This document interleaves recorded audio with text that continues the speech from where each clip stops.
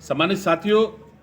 रायबरेली जनपद की सांसद श्रीमती सोनिया गांधी हैं और कई टर्म रायबरेली और कई और संसदीय क्षेत्रों से सांसद रह चुकी हैं।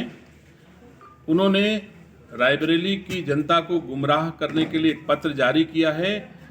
और उस पत्र के माध्यम से ऐसा संदेश दिया है कि ग्रामीण अभियंत्रण सेवा विभाग द्वारा कराए जा रहे प्रधानमंत्री ग्राम सड़क योजना की सड़कों का चयन सोनिया गांधी की सूची से किया जा रहा है। ऐसा संदेश उन्होंने दिया है, जबकि ये पूरी तरह से भ्रामक है। सोनिया गांधी जी द्वारा केवल सहमति दी जानी थी, कोई प्रस्ताव नहीं मांगा जाना था और उन्होंने प्रस्ताव भेज करके पूरे रायबरेली के लोगों के बीच में भ्रम पैदा किया। यहाँ तक कि अखबारों को भी लिख करके दिया और अखबारों ने इस बात को छापा कि सोनिया गांधी जी ने रायबरेली को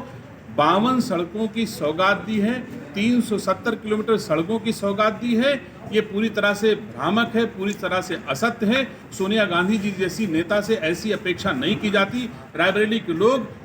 निश्चित तौर से इस झूठ का खुलासा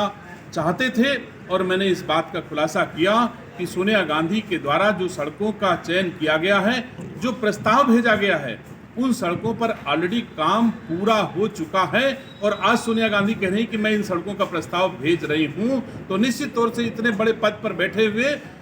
व्यक्ति के लिए ये शोभा नहीं देता कि जो काम हो गया हो उसका भी प्रस्ताव सोनिया गांधी जी रायबरेली को भेज रही हैं। उन्होंने एक पत्र के पत्रांक को डाल करके कहा कि आपने मुझे वरीयता के आधार पर सड़कों का प्रस्ताव भेजने के लिए कहा है, जबकि आरईडी के अधिशासी अभियंता नूर आलम ने सिर्फ उनसे सहमति मांगी थी। सड़कों का चयन पहले ही हो चुका है और उन सड़कों का अनुमोदन जिला पंचायत बोर्ड के प्रस्ताव में भी पारित हो चुका है, जो स्पष्ट है कि जिला पंचायत बोर्ड में अनुमोदन होने के बाद उत्तर प्रदेश सरकार को अनुमोदित सूची भेजने के बाद किसी भी प्रस्ताव की कोई औपचारिकता शेष नहीं रह जाती है। लेकिन सस्ती लोकप्रियता पाने के लिए सोनिया गांधी जी ने रायबरेली के लोगों के बीच भ्रम फैलाने का प्रयास किया है। निश्चित तौर से मैं कहना चाहता हूं कि सोनिया गांधी जी, अगर आपसे रायबरेली नहीं संभलता है, अगर आप इतना नहीं समझ सकती हैं कि ये प्रस्ताव है या सहमति है, आपको अधिकार क्या हैं, आपके कर्तव्य क्या हैं, अगर सोनिया गांधी जी इसकी भी समझ आपके भीतर नहीं है, तो मैं समझता हूं कि आपको सांसद बने रहने का कोई हक नहीं है, आपको इस्तीफा दे देना चाहिए।